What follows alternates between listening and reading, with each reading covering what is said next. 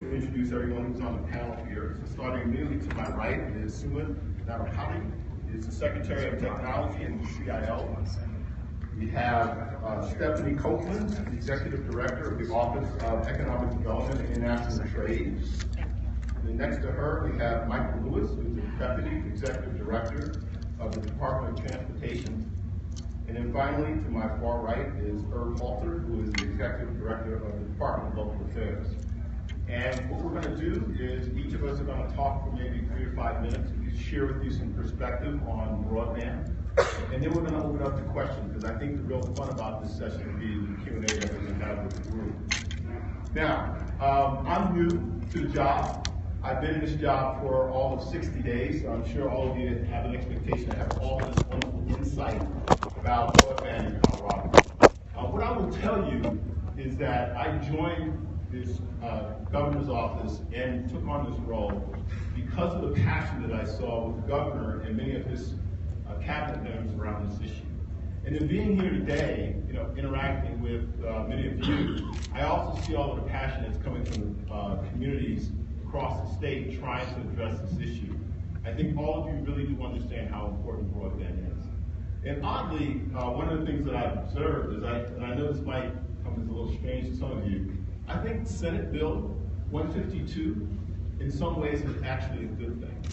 I know that it's frustrating in the sense that you have to go out and have these ballot resolutions to opt out of 152, but I think what it's driving is the passion within the communities that this is something that we really want. And I think it gives you a lot of leverage to go drive the agenda going forward. So I know it's a pain in the butt in some ways, but I actually think it's a very good thing.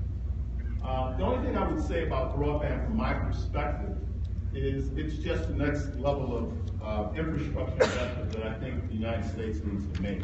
I'm a history buff, so I look back over the history of this country, and you think going all the way back to the early 1800s when we built the Erie Canal. Many of you probably don't know this, but there was federal money that was involved in creating that, and it drove commerce. Then if you think about the transcontinental railroads, the government had a role to play there as well, opened up commerce. If you think about rural electrification in this country, you think about universal service around phones, where I came from, because I spent most of my career working in telecommunications. Again, the federal government played a role. And I think in broadband, we're at that point as well. I'm not saying that the government needs to own and drive those networks, but I think we need to play a role in ensuring that all the citizens have access. And the way I think about broadband is that it is fundamental to every aspect of our life, whether it's education, it's healthcare, it's economic development, it's public safety. All of those things are a role that broadband plays in. And I think collectively, we have to go and solve that problem. So I'm not going to pontificate a lot today about all the things that I've learned in the last 60 days traveling around the state and meeting with you. But I'm looking forward to working with all of you to really help us move the ball forward. And I will turn it over to Susan and let you share a few thoughts. It's truly an honor and privilege to be part of this panel along with such amazing leaders from CDOT and Stephanie, who cares so very deeply about this subject. Broadband is very, very important to me, and we were so excited when the governor instituted this Office of Broadband here in the Office of Information Technology and elevated this role, and bringing on Tony, who's got a lot of technical expertise and background. Again, you mentioned a lot of the benefits of broadband, and for me, I come from a healthcare background. And I've seen the benefits directly myself when you have the connectivity with telepsychiatry, virtual health, all of those things that are critical in saving people's lives. Same thing with education. So the governor takes this aspect very, very seriously. And the collaboration between the agencies is more now compared to even the previous years. And Stephanie, with her background coming from the broadband telecom area, Tony's expertise, and Irv and CDOT, all of the things that you're bringing together with the collaboration is truly something that I'm proud of. We're all working towards one goal from the governor's cabinet. As far as education superhighway, I think there was a big presentation this morning. You heard about the K-12 education and all the things that are happening in that area. Brian Shepherd on my team is very involved with that effort, and we are seeing great progress in terms of the connectivity, the mapping that we are seeing, the reports that we are getting out of that effort. And I would say again, the mapping that's going on within the Office of Information Technology, we are working with the providers to make sure that we have the most accurate data available. And it's a challenge, right? It's based on what the providers give us, and we're working very closely with them to make sure that the mapping is accurate so we can go target those areas that truly need this place. And we're working closely with the Governor's Office legislative team to make sure that the legislation understands the importance of giving us the funds, being creative, being outside the box thinkers, because we don't, the funding is limited, resources are limited. So we're working very closely and creatively to get the efforts streamlined, the funding in place, to make this effort more productive. And again, the collaboration between the agencies is what I would say is different this time around. So the governance structure that we put in place with all these stakeholders is truly something that is a highlight in the public sector, the way we are doing things. So these are some of the aspects, and I know Brian mentioned this morning that there was a FirstNet presentation, and we're working on the opt-in and opt-out options and making sure that we evaluate both the options very carefully. It's not an easy task because there's a lot at stake, and even with FirstNet, you'll be amazed to see the RFP options that we've put out. The team's been working tirelessly over the past several months to come up with an alternative plan. That's the path that we choose to go. I'm looking at the vendor AT&T's proposal as well. So there's a lot going on in terms of Office of Information Technology, and with Tony coming in, it's truly an exciting time. We take this very seriously, and again, if one thing as a takeaway from this panel is the collaboration between the agencies. Thank you. Thanks, Suma.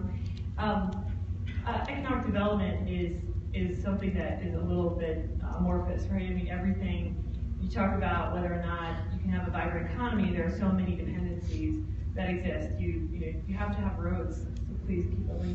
You have to have schools, you have to have healthcare, you have to have things that support a community in order to continue an investment cycle that allows for this vibrancy. But most importantly, you need a platform that allows you to actually live and work in today's age, and broadband is that platform. It's not a nice to have, it's not a something that we're whining about, it's something that is crucial to the communities, and it's crucial to every single part of the community, whether or not you're living in a very rural area or you're living in a more dense area. You cannot truly live a modern life, build businesses, support yourself, unless you have access to usable broadband. So for me, this isn't a matter of,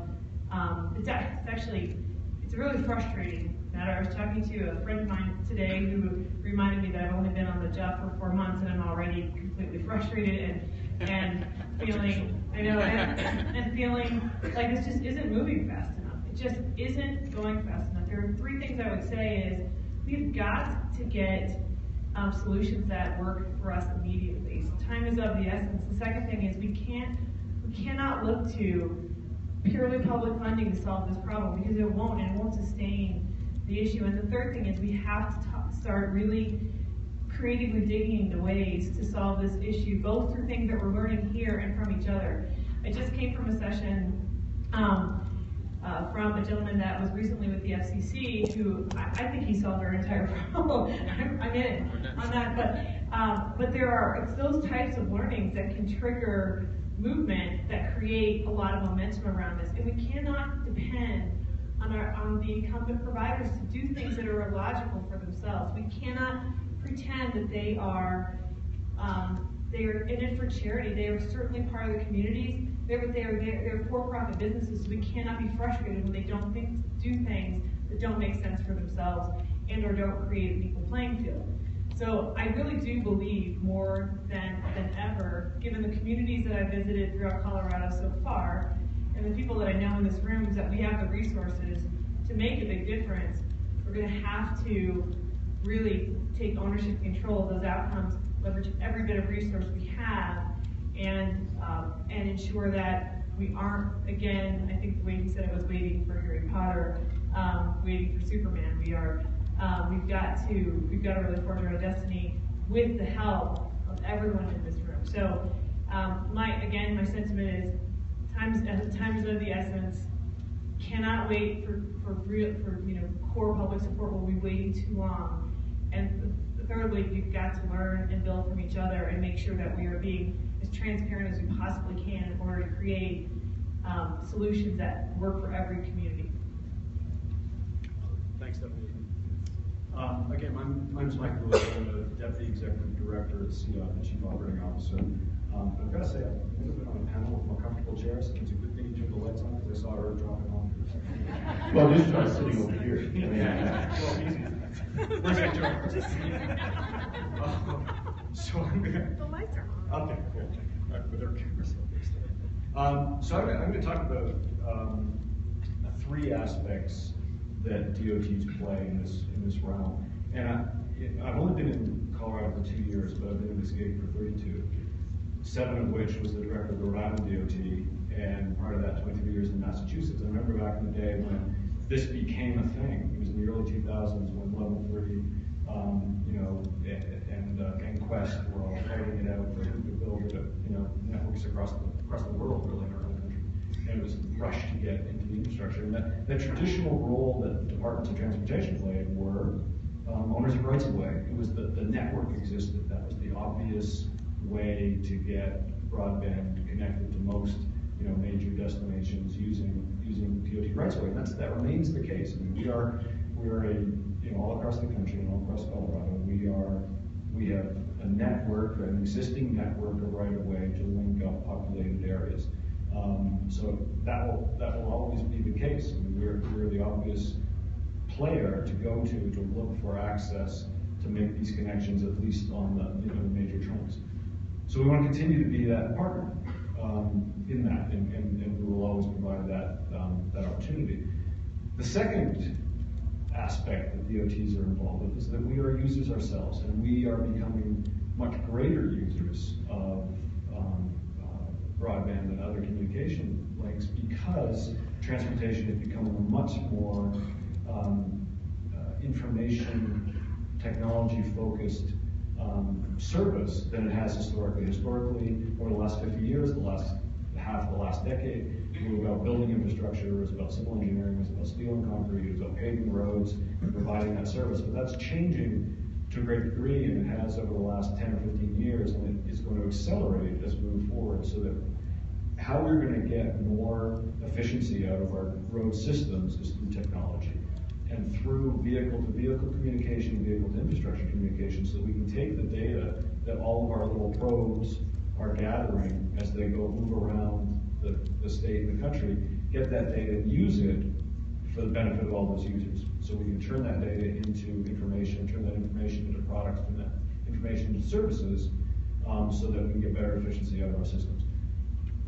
To do that, though, we are going to need better links, better communication across our highway network. It's pretty good in the urban areas, not so good in rural areas. And one of the great advantages that we see in the industry of vehicle-to-vehicle and vehicle infrastructure communication is a dramatic reduction in crashes, serious injuries, and fatalities. It's been estimated that 84% of crashes can be eliminated through vehicle-to-vehicle communications. Take the decision-making out of the driver's hands, put it in the vehicle's hands, and we can just drastically reduce the fatalities that are occurring across the country. But to do that, you have to have communication links. That information has to be able to go from vehicle to vehicle and then back into the information network so that information can be transferred back to the vehicle so action can be taken. So it's really critical that we expand our capabilities throughout our roadway network. So that's the second phase. It's our own needs to advance capacity improvements, safety improvements in both rural and urban parts of the state for passenger vehicles and freight as well. There's a great deal of advancement that we can make with the freight community through information exchange. We need the infrastructure to do that. The third area, I think both Susan and Stephanie talked about that, and I know Irv will, is that DOTs have traditionally been fairly siloed, I think. And, you know, it's our right of way, it's our needs. But I think what the governor sees, what Tony sees, what all of us see is, this is a government, you know, we're all one government of Colorado. And what do we do together to expand those services for all of these, whether it's economic development? I say in talks in historically in the past, I've always said that departments of transportation exist for two reasons. The first, and Stephanie will be pleased with this, is that we exist to support the economic vitality of whatever jurisdiction we exist in, whether it's a city, a county, a state, or a country.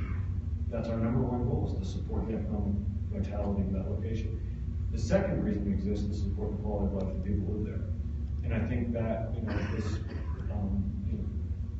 connection, information connection across the state fits right into that. But we don't do it alone. We do it. We need to know what the local needs are. We need to know what the economic development opportunities are or the gaps are around the state. And we need to be at the table so that we're working off of each other and supporting one another. And I think that's what this administration brings to the table.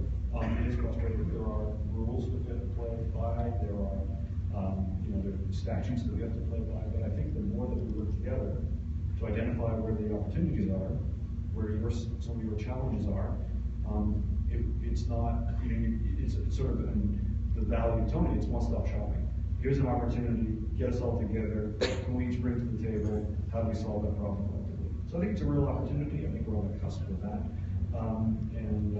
We can't let this opportunity slip past us. Well, last and certainly least, Department of Local Affairs. I just want to start out with one philosophical point, and it really was made this morning by the first speaker that talked about, well, second speaker, Stephanie was our first speaker.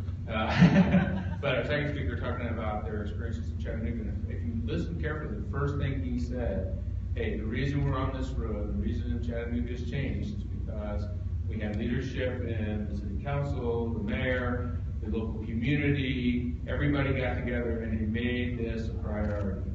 For all the things that we do across the state, but especially in rural Colorado, that is always the model that works. I think it was Lincoln that said that with public sentiment, everything or anything is possible, and without it, nothing is possible. There is no way that we can help a community, and I'm going to talk about some of the details of how we've been doing that in Broadband in a second, but there's no way any of us can help if that community hasn't decided they are ready to charge into this, to spend money, to make the commitment, the public commitment with the public officials, everybody from the ground up. If you're not ready to do that, millions of dollars or billions of dollars isn't going to fix these problems. And so commend those places that have done this, and I'll start with Rio Blanco County. A little bit about our grants. The $20 million that was set aside about 3.5 years ago now was done at a time when DOLA was a little cash flush with the severance taxes that we get. And it was not a decision that DOLA made on its own. It was basically demand of communities saying, look, we're working with our local private partners, et cetera, but this ain't going fast enough for us. We need your help. And so my predecessor decided to jump on that bandwagon. And we've now spent about 17.4 of that 20 million on a variety of things, both planning and projects. Rio Blanco was one of the first out the gate, and they decided early on that they wanted to make this a priority, and they have. And I'm going to tell you, they now have both Beaker and Rangeley are 1 gig towns. There aren't many in the United States. They were, I think, the first two probably in the state. 1 gig towns. They already have between them close to 400 hookups already just in the private side. And what's more important, they think they're probably going to be somewhere around 700 by the end of the year. Take rate has been, they projected 45%, it's been 60 to 70% so far. So this, by any measure, is going at great guns. And if you want to talk to Blake and those folks, he's here, I know, they have done a marvelous job. Well, the money that we put in isn't for that private side, it is for the community anchor institutions and the middle mile infrastructure. And off of that then is built a lot of all the other things that come through public-private partnerships that these communities are involved with. Region 10, incredible work, just had a great meeting with them today. Their project is much bigger. over some more challenging terrain, 6 different counties involved. But Montrose and Delta are both nearing the 1 gig position now, at least for their community anchor institution, and out of that will come more opportunities as well. Paonia, I think, is already a 1 gig town, if I remember correctly. So there's a lot going on in that, and I love the Region 10 work because that is an area that has been particularly challenged by the changing economics of coal and other things. And these are communities that are basically making a decision to do something about that. You can sit around and wait for maybe the old thing to come back, or you can start figuring out what the new things are. So a lot of the work that they've done there. And the other part about the Region 10 side, DMEA has been a big part of this, so Regional Co-op been a big part of their success and continues to work with them, and so we commend them for that. So one of the things to remember is we knew that $20 million wasn't going to fix this problem. It wasn't even going to hardly be a down payment on it. But what it was going to be is an opportunity to try things out, to see what's going to work, to learn under small models, so that as we continue to build these models out, we can find out what works and then use that as more funds become available. And of course, as we've talked about in many of the settings in the last few days, the first thing you say is, well, where's the money? Because if you don't have the money, there's a lot of this that can't be done. The private sector can't fix it all for the reasons that Stephanie talked about, and public money is a scarce commodity in many cases. A couple other things before we go to some of the questions. One of the things that's important about this, it has to be timely, as Stephanie mentioned, also it has to be affordable. We have had places that have had a high capacity service, but at 10 times the rate that the people in Denver pay. That's not a sustainable model, especially not in rural and small communities, because frequently the income level there won't sustain that. By the way, I forgot to tell you, and you're going to drool at this because I drool every time I hear it. I live in Colorado Springs. 1 gig service in Victor and Rangeley is $70 a household. If you only want 100 meg service, that's $50 a household. Yeah, I know. I don't even want to know what I'm paying CenturyLink for 25 megs, but and that's not a shout out to CenturyLink, by the way. Western State University. They have been paying $14,000 per month for 1 gig service. Pretty soon here, with the work that the Region 10 folks are doing, they'll be down somewhere in the area of $1,600 a month. You think about higher education institutions and the very significant financial issues they're facing, that is a huge amount of money to save to do other more important things in their place. So that's working well. The regional plans, we're almost done. We have awarded 24 regional opportunities for plans. We have right now, I believe, 14 are completed. And those are posted on our website if you want to look at it. The details are there, right there. You can see what's up. Doesn't mean some of them aren't going to change as we learn new information, but that's a starting point. And then what those plans will do is allow, as new funds come around, if the feds come in with more money or something like that, then we'll have the opportunity to basically be very close to shovel ready and get out there and get moving on some of these projects. So we have right now about $2.8 million left in the fund. We'll continue to finish off the plans. They're pretty much going to be all done within this year. And then we also continue to take applications for various projects. Even when that money is depleted, communities can still come in through our normal energy impact fund process. It just means they have to make this a priority over maybe water and sewer or something else, depending on what it is going in their community. But they can come in and ask for grants on that, and they'll still be available. So I'll stop there, but that's the work we've been doing thus far. And I got to tell you, we couldn't be more pleased. But we know, as Mike was talking about everything else, we've been working with our partners in many of these cases, both in the communities, but also inside the cabinet, and we know that any future things that are going to have to happen are just going to model off of some of the work we've done so far. Well, thank you, everybody. It's a great kickoff. And, one of the things I was listening to, so it's being frustrated after 60 days, is that bad? No. One of the things that I did want to mention, though, is that when I came on board, I feel like I inherited a very great team of folks to work with. And I know most of you know them, and I just have to say them by first name. So it's Brian, it's Megan, it's Kim, it's Ed. The folks that have been working on both FirstNet and the broadband issues are just a phenomenal team of folks within the state that we work with every day. So let me open it up to questions. I know you guys have questions. So who wants to be first? Who's from Century? Ask her something. I like Century. Tony in the back. The back? Go for it. Yeah. So, I was relieved, Ben is still a great county commissioner. Was relieved the legislative session was finally over. But on the last day of the session, there was an amendment to the bill that was thrown out that would have defined broadband speeds. And the bill would have defined broadband speeds at the FCC speed or greater, and among other things, fixing the high cost fund and the DOLA grant fund. And there may be some effort over the summer and the interim committees leading up to the next legislative session to do the same things, which I think would be most rural developers of broadband would like to see. Do you see the chance of that happening? I know the legislative session the last day was kind of swarmed by about 25 lobbyists at least who were opposed to this amendment. And what do you see happening next year? Okay, I'll give it a shot, and then I'll turn it over to some folks that have probably been at this a little bit longer than I have. I watched that whole process over the last, week and a half of the legislative session and the last day.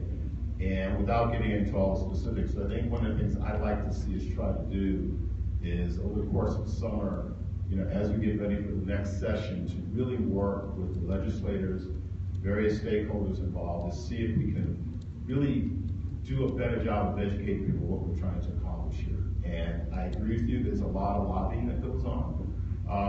But I think that we are on the right path. This is something we have to solve. I have yet to meet a person who disagrees with wanting to provide broadband access universally. Now we get into debates about how much speed someone should have and all those kinds of things. And I start talking about outcomes. And what types of outcomes do you want to deliver in your community? And I think that will drive the kind of broadband capabilities that you need for that community. So I would like to see us have a much more coordinated effort. I think that's one of the reasons why I'm here in this role. And I look to work with all of my partners here and with the governor's office to figure out how to do that. So, Just on the speed questions, Brian, would you like to answer just the specifics of the speeds that the FCC has put forward? well, no, that's, The current statute defines it, uses the FCC. FCC standards, yeah. correct, right. Yeah, so, the 25.3 is what we'd like to see as a minimum. Frankly, I think we ought to be much more aggressive about where we want to go. But let's at least get that one over the finish line. And for the things that we're doing in terms of the investments we make through the funding that we get out of the high cost fund, we go after 25%.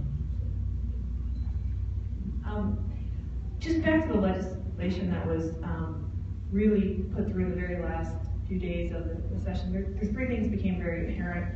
One is we need to do a really good job of educating the legislative stakeholders to really understand what they're asking for and what they're writing. We cannot, I'm going to use an overused term, we cannot continue to contribute to this knot we're building around regulation that creates, a win here and a loss here, or a win here, but in a circumstance that's never going to happen. So there's a lot, I think we need to greatly simplify what we're talking about, really focus on legislation that provides more pathways of competition and undo things that are inhibiting communities helping themselves. And that is, that's as simple as that. We need to do more education around that, and then we need to also make sure that what is being proposed is well understood by the communities, so that we're also not expecting either resistance or support or something that is ambiguous in its play. And again, as a newcomer to the legislative process, I think I've said this joke a few times, I got my entire education around the legislative process from Schoolhouse Rock, and it was a little lacking. I can say every word of it. It's a little lacking, but the interesting thing to me was that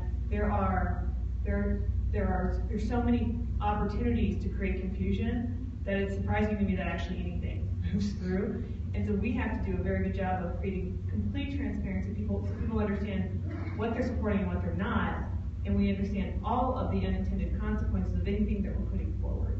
And that means that our stakeholders include not just our communities, singly and foremost our communities, but also those providers that have built the assets that are in the state today, and those that we want to invite in to build more assets. So we've got to anticipate that as much as we possibly can. That is a sometimes painful process, but it's absolutely necessary, and that's the hard work that we have to do over the next several months to get ready for session, to put any legislation forth that's going to help us. One last thing I'd say is, Brian and I have been talking about this quite a bit, and it's becoming more and more kind of forefront in my mind based on what we've heard around rural electric cooperatives as well as just fiber that exists in the state. To the extent that we can gain and provide easier access to existing infrastructure that is in the state and is not being used, that unleashes values and investment that may have made years prior before, that been made many prior years before, and will help us to then not have to reinvest in areas that have already been built. So things like easement perfection, make ready, et cetera, politics, things like that are issues I think we need to address in the forefront that can unlock value that both communities and providers can access. Just to add to that, as a technologist, we need to think outside the box, to my earlier comments about thinking about technologies that are not just the standard 25/3 and all the speeds that we were talking about, but challenge ourselves to look at technologies that haven't been invented yet, and how do we bring that, the speed to market with the newer technologies. So again, as a community, we need to all come together to bring technologies and bring, like Google with Project Loom, totally outside the box thinking, things like that to the table. So we're thinking about different ways of getting that connectivity, not just the traditional assets and inventory and things that we've been doing so far.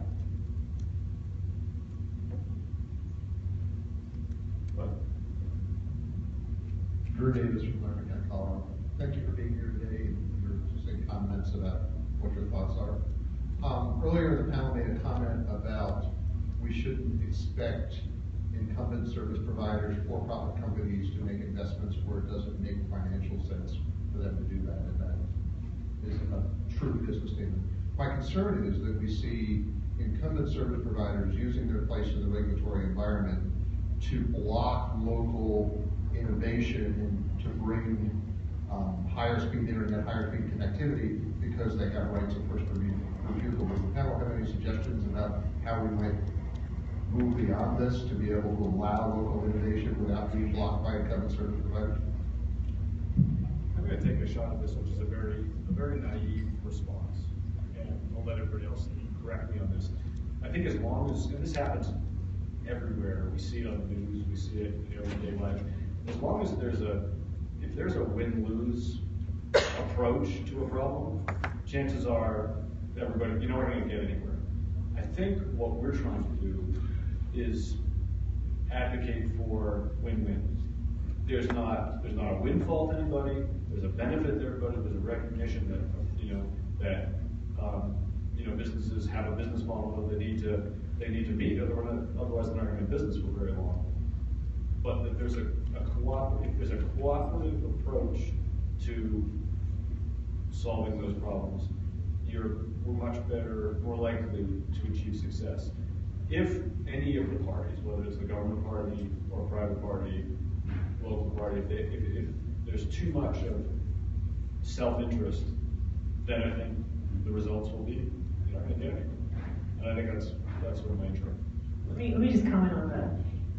I think I made the comment around this, and my intention was that instead of being just frustrated and waiting for them to donate or waiting for them to do something that's unnatural. We have to look for ways, exactly to his point, which are cooperative in nature, and if not, then take on, essentially move around and create our own solutions. So I completely could not agree with you more that the playing field needs to be fair, meaning that we either need to find win-win areas through cooperation, or we need to have the path to help ourselves on a fair playing field. I absolutely agree with that, and there are many nuances to our legislation that we should be overly simplifying and cleaning up exactly along those lines. Yes, someone specifically on the issue of first right of refusal. That is something that's statutory in the current broadband board in terms of the way things work. That could be fixed in legislation. The other comment I would make is that, I've actually said this essentially, look, I'm willing to work with anybody that's willing to work with me. I get the reasons, if they could make the business model to provide broadband services throughout the state, they would have done it already. So that's the reason why they're not doing it. And if they're not willing to come up with creative business models to allow us to deploy those services, then, maybe you ought to get out of the way. Now, recognizing they have a long legacy of lobbying in most states, the telecom industry, I come from that industry, so I know what I'm talking about. So I know they have a very strong interest in the things that they're trying to get done. But that doesn't mean that we don't have power within this room to drive a different set of outcomes. And I just want to add, since we work with rural communities across the board and small communities, because that's our major job, I think the thing we always continue to point out is somebody in a rural community, a kid that's going to high school in a rural community should have the same access as somebody that lives in Denver. And if we don't continue to push that point, then we're being unfair. The doctor that's doing telemedicine in a small rural hospital should be able to provide the same service as somebody who's working in Denver. If anybody thinks that's different, please come out and see me afterwards, and we'll have a pointed discussion about that. It's wrong. Now, is it easy? No. We got that. And so that's why we're going to need to bring resources to the table when we've got that. I agree with the point we want to work with everybody. Where I get testy is when folks start suggesting that because you don't live in the major metro area, you get less service. That may be the way it is right now because it's been the hardest thing not to crack, but it is not acceptable, and we will not accept it. And when the governor has put forward the goals that he's had, 85% of all rural Colorado connected not later than the end of his term, and by the end of 2020, so 2 years after his term, he's passing this to the next people, that we're 100%. He's not fooling about that. Is it going to be hard? Yes, and as we get closer to the bottom part of that, it's going to be really hard. That's the goal, that's the one we put our shoulders against. And we believe that for our industry partners, there is much more opportunity here than threat. And we urge them and know that in many cases they're willing to work with us.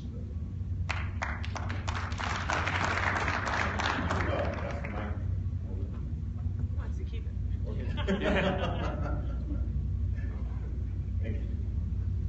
It's on. It should be on. It was on, thanks.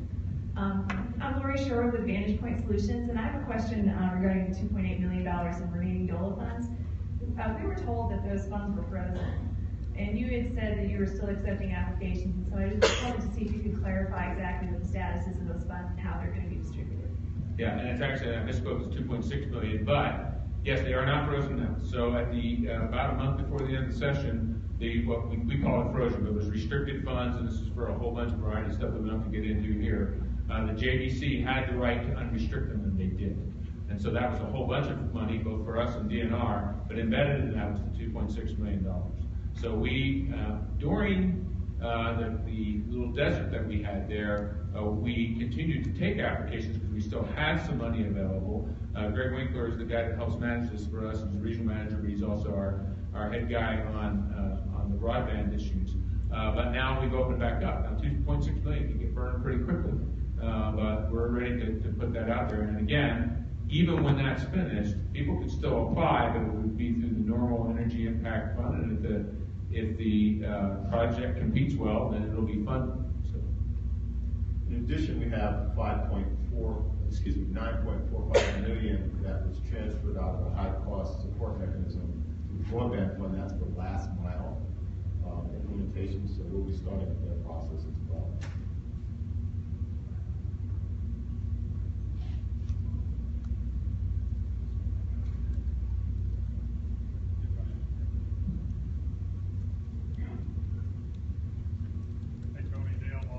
with Custer County Economic Development.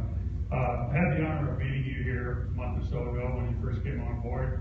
You were introduced by the Lieutenant Governor, who said that Governor Hickenlooper brought you in here to make a difference. I guess I'd be interested to put you on the spot. What 2 or 3 things are you going to accomplish in the next 18 months that are going to make a difference? Yeah. All right, then. All right, good questions coming now. So, for me, there are 2 things. One is, obviously, we have a very aggressive goal that we want to achieve for the 85% rural households with access. I'm going to do everything within my power, within the resources that we have within the state to drive towards that. So that's like mission, goal number 1, mission 1. The second thing for me that I would like to really see us have is a much broader view of where do we want the state to be in 5 years and 10 years, and be able to talk about that within all of the regions. I think we've done a phenomenal job with the funding that DOLA has provided to create regional plans, and now you're seeing some of the middle mile implementations coming. We just had a first round of the last mile investments that have gone on. I want to make sure that we're not just solving the near-term, short-term issues, that we're also looking at how do we want to connect these regions together? What do we want the whole state infrastructure to look like over time? Now that may be something that happens well after my tenure in this role, but we ought to have a very clear, consistent strategy for that going across the entire state. And I think the way to go at it personally is to look at it from the work that we've already done at the regional level. So I think the plans in most cases are very good, and we're starting to see some of the build outs from that. I think we just need to build on top of it. No pressure, Tony, but the governor is tracking all of your goals on a public dashboard on the website. Yes, and here's the one cool thing about coming to work here at the state. The governor is a business person by training. I've spent 30 plus years in the business sector, so I know exactly how to respond to it. He really talks about this in terms of outcomes. What results are you going to deliver? Let's not, talk about PowerPoints and all this other stuff. What are you going to do? And so I think that's the cool thing about being in this environment right now here in Colorado, because again, I think the passion's in the state. And I think it goes back to the comment I made earlier about the fact that citizens have to vote that they want this. And so they're telling us that it's something they really want to do.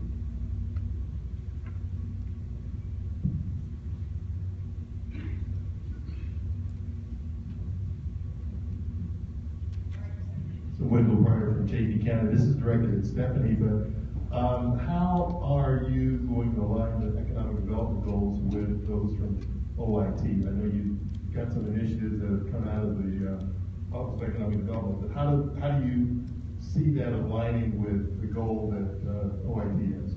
Yeah, it's not even an alignment, it's a core dependency. We rank too far low in statistics for us to not be worried about it economically if we don't fix this issue. We rank, in 30 or below in rural coverage relative to the rest of the U.S., which I've said before. Even the metro areas are very low in their stat rankings on what type of coverage and access businesses have. So a couple things I think about. When I visited JP County, he took me to one of the businesses that I supported economic development by shopping in, and we were going through how they transact. And when she was taking my credit card, she was holding it up to the window to try to get a wireless signal to take my money. That's not a place where she's going to want to stay long term if she wants to grow her business, because it's not viable for her balance sheet. That is an absolute. That's not an anecdote. That is reality for many of these businesses. I was in Grand Junction a few weeks ago giving an interview, and someone asked me, well, is broadband an attractor to companies that are looking to come to Colorado? And the fact is, it's not an attractor, it's an assumption. They assume it's here. It's not something that people even think about not being available. And when they realize it, it creates friction that they didn't expect and frankly inhibits growth. So tying back to how we then support that, a couple of the things we've been thinking about. So first of all, our enterprise zone capital investment tax credits are all available for these types of contribution projects, and we should be making sure we're taking advantage of those, specifically in areas that are a designated enterprise zone, which the majority of rural Colorado is. That's something that I think sometimes is overlooked, and we need to be looking at. The second thing, when we are looking at funding for building out a local network, we should be understanding how it's going to offset costs in other areas. For example, I don't know how many communities I've been in that have said, we do not have the resources to have multiple specialties of healthcare in our market. We have to access the markets that are 50 miles away. Well, there's something called video conferencing and telemedicine that actually works, but it only works if you have funding there. Those types of contribution projects also are part of the enterprise zone tax credits and can create a funding mechanism for broadband infrastructure. Those are really, really important and creative ways to connect the dots. Again, not relying on public funding, but ensure that we're incorporating every avenue that we have. The third thing I would say is the school districts. We have a lot of school districts across the state, and many communities surround their culture around those schools, which is absolutely important. But I think there's an opportunity for us to also share online learning between the districts to create a better environment. Again, if we look at how much we're spending in schools, and we could share that cost across multiple school districts if we had poor connectivity, that's another way to divert funds into building that infrastructure that then creates technological support for even more sophistication in our schooling and getting out of 4-day-a-week school weeks and getting into education that's actually going to equip our kids. So there's a little bit of no one single answer, but it's those types of thoughts that I look through every day when I think about how do I make sure that the economic incentives and the tax incentives we're putting in place for businesses can also be used for those people that want to invest in broadband as a business that happens to have a byproduct, much more natural support for the state. Last thing I would say is we are working on creating a network. With Phil Weiser was here earlier. He and I and one other guy, the guy that runs Foundry Networks, are looking at creating a rural fund specifically for rural economic development and businesses. We're going to target that network and that fund access to ensuring that it's creating a groundswell support for broadband investment and potentially even helping to fund some broadband companies that want to start up in rural communities that need that type of working capital to get that going. So any other ways that anyone has ideas that we could work better, I am all ears, because there's no silver bullet, and I don't think we have even 20% of the answers. So a really great question. I appreciate it. Hopefully that helps. One other aspect of this, so it's not just about certainly what Stephanie's doing with OIT, what we do with OIT, what we do with Stephanie.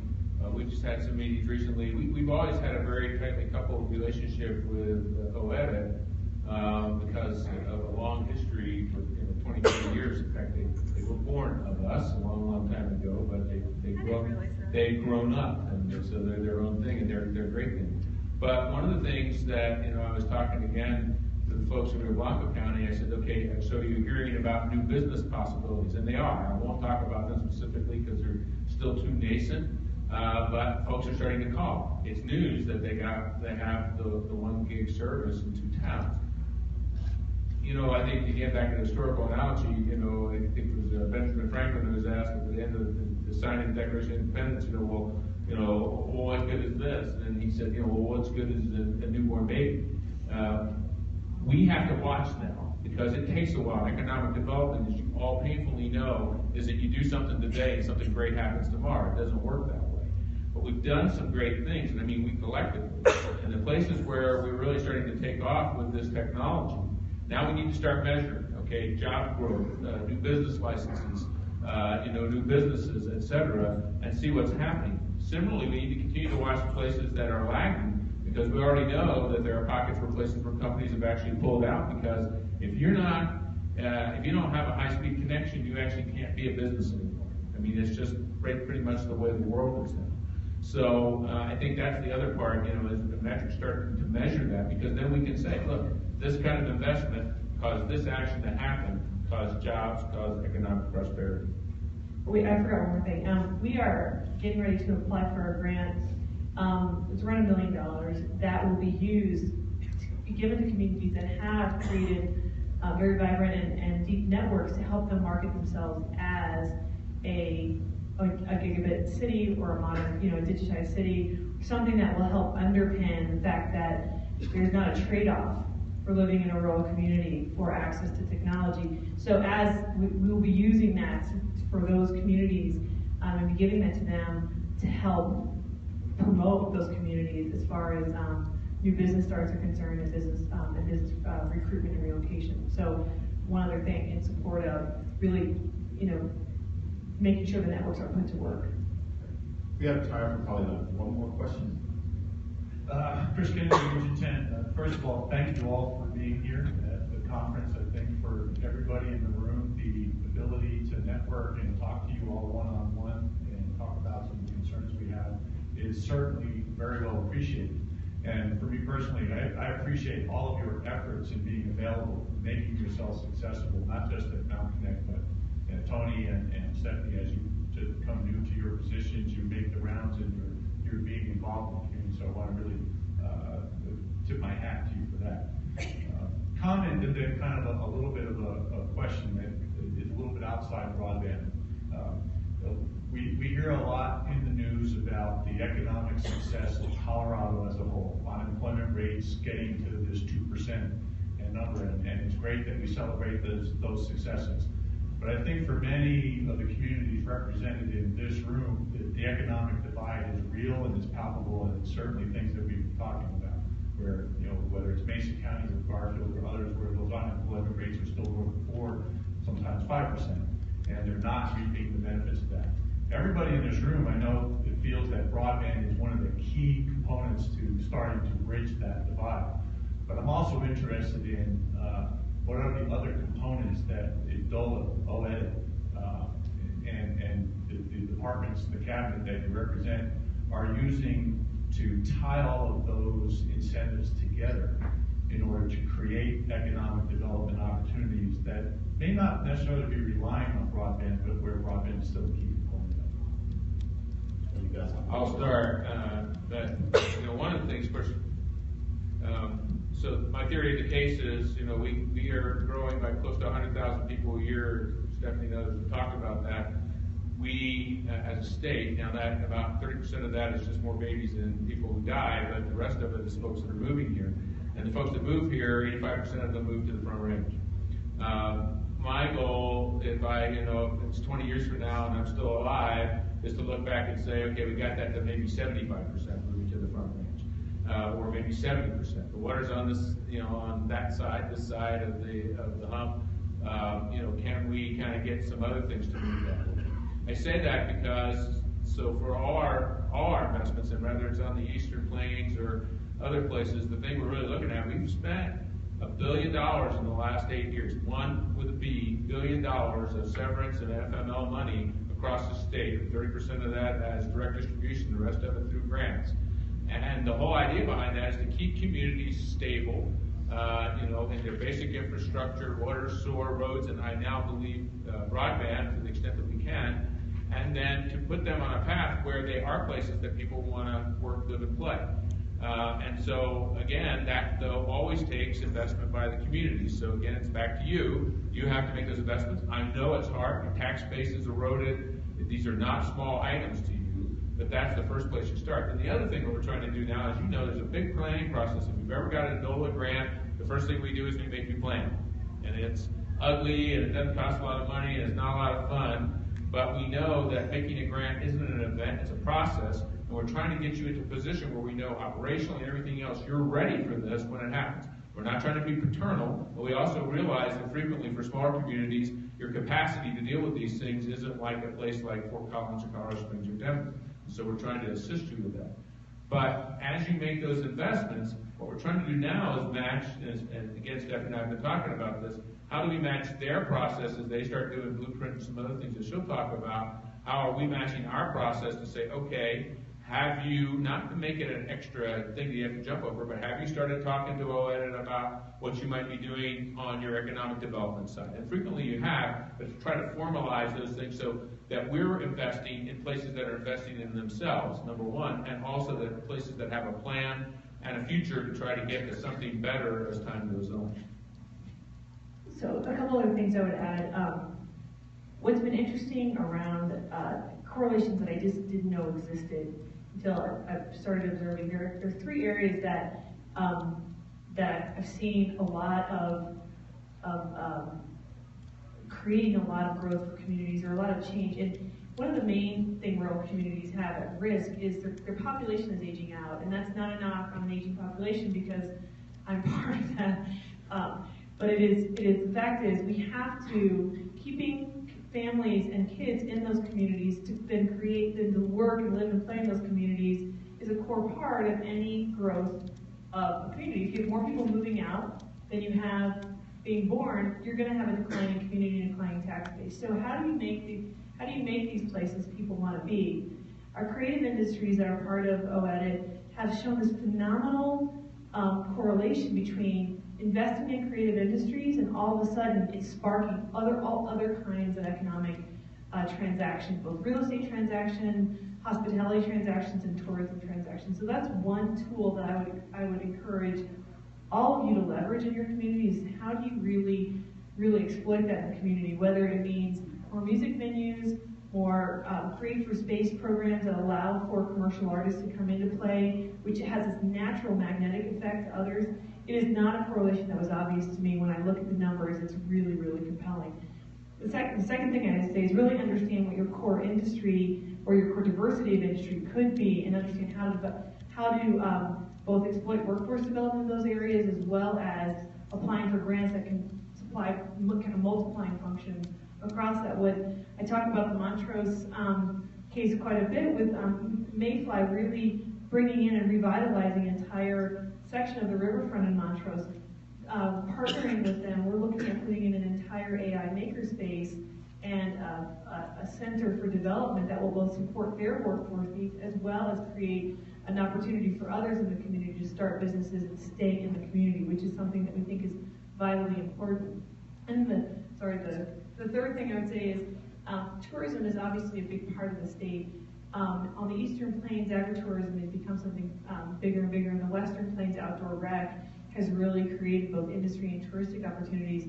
Really take advantage of the resources that we can provide, as well as understanding and exploiting your own, to know that type of investment will create an attraction and a magnet for both people to want to visit, but more importantly, people want to live where others just get to visit. So those are kind of three areas that may seem not directly kind of incentive-based, tax-based, but certainly are ways to create places where you're going to have a population that wants to stay.